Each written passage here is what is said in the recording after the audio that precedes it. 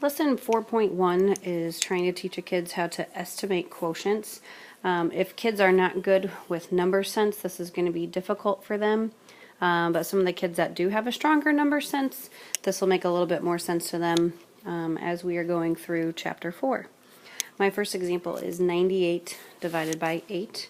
And so I'm going to think of different factors that would get me close to 98. So one basic fact that I know is 8 times 11, so I'll just start there and do 11 times 8, and that gets me 88. So I'm close to 98, but I think I could get closer, so I'm going to do 12 times 8. I tell the kids they can just add 8 to the 88, or if they're knowing their facts, that's absolutely great too. We're getting even closer, but I want to go one more 13 times. Again, add 96 plus 8, or if they just know their facts.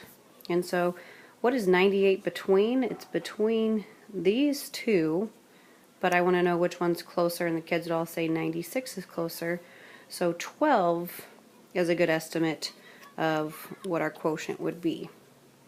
So the kids could say, well, it's about 12. Just one example. Here's another one. 198 divided by 8. Now with this, I try to teach the kids to circle the last two digits and then say, well, 8 times what gets me close to 19? But it's not really a 19, it's 190. So they'll say, well, I know that 2 times 8 is 16, so let's do 20 times 8. And that's going to give me 160. I know it's going to take me quite a few more times, so I'm just going to try 23 times 8. And I know since I'm just going 3 more times 8, that's 24, so in my head I'm going to just add 24 to the 160. And again, this is why honestly, this would have been really hard for me as a 4th grader, but some of the kids really do have a strong number sense. I am getting closer, so I think I'm going to try one more. 24 times 8. You can add 8 to this to get 192. And I now found what 191 would be between. I asked the kids, well, what number do you think is closer? And they'll say, well, 192 is closest. So I'm going to say that my quotient is about 24.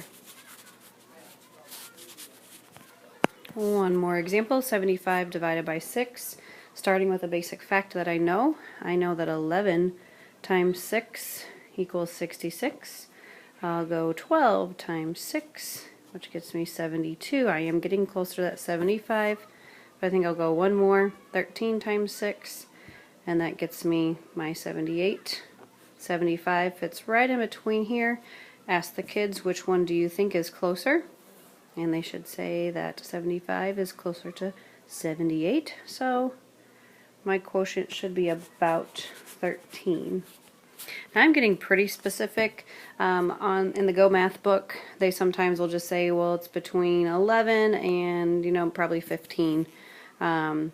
Just working on that number sense. Again, I'm not going to spend a ton of time on this, but just to give you kind of some examples of what we've been doing in class. One more example for you here. 223 divided by 8. I like to circle the two furthest digits.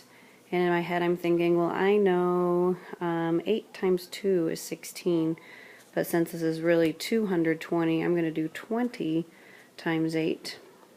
And that gets me 160. I'm sorry, I didn't want to do that. Let's start that one over.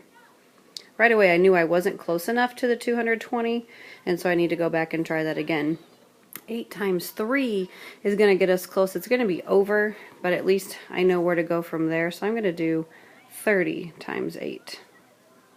And that gets me 240. I'm like, oh yeah, that's much closer to the 223. That would have taken me forever the other way. I can say, well, why don't we go down a couple times? So let's try 28 times 8.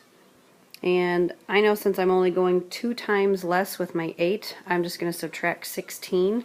Some kids can do this in their head. I honestly would not have been able to as a kid, but it will be 226.